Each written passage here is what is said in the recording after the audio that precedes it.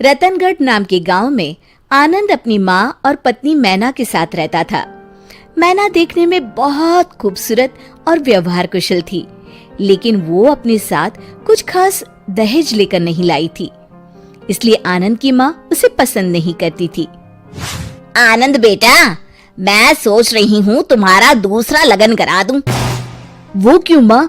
मैना सुंदर तो है, साथ ही सुलझी हुई लड़की है। तो उसकी बुद्धि का मुझे अचार डालना है क्या? 2-4 बर्तनों को छोड़ दो तो मायके से एक ठेला भी नहीं लाई। माँ, हमें किस चीज की कमी है? भगवान की दया से सब कुछ तो है। अरे समाज में रुतबा भी तो होना चाहिए ना। भगवती के बेटे की दुल्हन छोटा हाथी भरकर बर्तन भांडे लाखों के जेवर लाई है, और बहू देखने सुनने में भी ठीक ठाक है। होगी माँ, पर अब तो मैना ही आपकी बहू है। नहीं नहीं, मैं तो दूसरी बहू ही लाऊंगी। माँ, अब राजे महाराजे वाले जमाने गए। मतलब मेरी भोली माँ, यदि एक बीबी के होते दूसरी शादी की तो मेरे साथ साथ तुम्हें भी जेल की चक्की पीसती पड़ेगी। और अगर मैं पहले ही उसे भगा दूं तो? वो कैसे माँ? वो सब तो मैं संभाल लूंगी, तू बस देखता रहे। इतना कह के सुमन वहाँ से निकल जाती है। अगले ही शाम की बात है। बहू, तूने सुना मोहन की दुल्हन कितना दहेज लेकर आई है? जी माँ जी। तुझे शर्म नहीं आई सुनकर? शर्म कैसी माँ जी? जितनी मेरे घर वालों की हैसियत थी उन्होंने भी दिया है। अरे इससे ज्यादा तो भीख मंगे अपनी बेटी को देते हैं। ये सुनकर मैना कूट कूट के रोने लगती है। ये रोना धोना अपने मायके में जाके करियो, मैं तो अपने आनंद का दूसरा लगन कराऊंगी। उसके लिए मैंने तो लड़की भी देख रखी है, शुभा।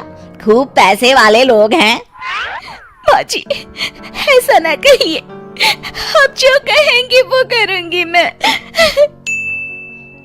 सुमन ने बहू की एक ना सुनी, वो वहां से चली गई।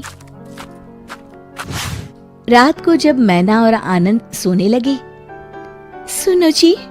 बोलो। माँ जी आपके दूसरे लगन की तैयारी कर रही हैं। मैना, अभी रात बहुत हो चुकी है, सो जाओ। कल मैं माँ से बात करता हूँ। ठीक है जी, पर मैं कहीं नहीं जाने वाली, बताई दे रही हूँ। हाँ हाँ ठीक है मैना रानी। सुबह होते ही आनंद माँ के पास जाता है। माँ, मैना बहुत अच्छी लड़की है और बुद्धिमान भी है, क्यों आप दूसरे लगन के चक्कर में पड़ी हैं? ऐसी कौन सी बुद्धिमानी तुझे दिख गई जो मुझे ना दिखी? माँ, आप जैसे चाहे वैसे पता लगा सकती हैं। अच्छा ठीक है, लेकिन तब तक तू उससे कुछ नहीं कहेगा। हाँ ठीक है माँ, जैसी आपकी इच्छा। चलो मैं ऑफिस के लिए निकलता हूँ। अगले दिन मैना अपने कमरे में कुछ काम कर रही थी। मैना, ओ मैना, कहाँ मर गई? आई माँ जी। सुन, यदि तुझे इस घर में रहना है तो 3 परीक्षाओं का सामना करना होगा। ठीक है माँ जी। तो कल सुबह जब मैं सोकर उठूं तो बगीचे वाला कुआं सिंहगढ़ के मोतियों से भर देना। जी माँ जी, आप कल तक कुआं खाली कर दीजिएगा, फिर मैं उसे मोतियों से भर दूंगी। सास बहू की बुद्धि देखकर अवाक रह गई। फिर उसने पास में रखी टंकी की तरफ इशारा करके कहा, ये डलिया पकड़, कल इसी से पानी खींचकर इस टंकी को भर देना। जी माँ जी। मन ही मन मैना सोचती है, मैं सोने से पहले डलिया को रस्सी बांधकर कुएं में डाल देती हूँ। सुबह तक बांस की डलिया फूलकर पानी को अपने अंदर रोकने लायक हो जाएगी। अब मैना अपने कमरे में सोने चली जाती है। सुबह जब सास सोकर उठी तो बहू ने कहा, लीजिए माँ जी, जैसा आपने कहा था मैंने टंकी भर दी है। सासू माँ भरी टंकी और डलिया में भरा पानी देखकर सब समझ गई। पहले तो उनके मुख पर मुस्कुराहट आ ही गई थी, पर फिर गुस्से में बोली, हो तो होशियार, कल के लिए तैयार रहना। मैना रानी को पूरा विश्वास था कि वो जरूर सफल होगी। दूसरे दिन सुबह आनंद काम के लिए निकला। मैना, घर में चावल का एक दाना नहीं है, तुम बाजार जाकर एक बोरी चावल ले आना जरा। जी माँ जी, पैसे दीजिए। यही तो चुनौती है, तुम्हें चावल बिना पैसे के लाना है। क्या, बिना पैसे के? हाँ, और अकेले उतनी दूर जाना ठीक नहीं है, तो तुम साथ में ये नील गाय ले जाओ। जी। और हाँ, नील गाय बेच कर मत आइयो, नहीं तो घर में पैर नहीं रखने दूंगी। नहीं बेचूंगी माँ जी, आप निश्चिंत रहें। दोपहर को मैना ने सास को आवाज दी, माँ जी लीजिए, मैं चावल की बोरी ले आई। हाय हाय, कैसे उधार लाई क्या? नहीं माँ जी, नील गाय के बाल और सींग बेचकर। सास उसकी बुद्धिमानी देखकर फिर हैरान रह गई।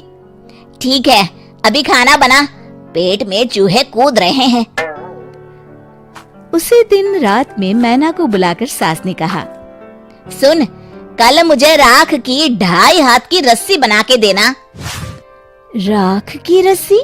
हाँ, सही सुना तूने, राख की रस्सी। मैना चुप रहती है। ये तेरी आखिरी परीक्षा है, अगर तू इसमें सफल होती है तो तू जो कहेगी मैं वही करूंगी।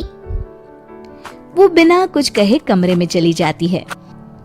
सुबह होती है और सासू माँ मन ही मन सोचती हैं, लगता है इसका कोई तोड़ नहीं मिला मैना रानी को, तभी तो सामने नहीं आई। चलो बढ़िया है, पिंड छूटा, अब मैं जाकर नहा लेती हूँ।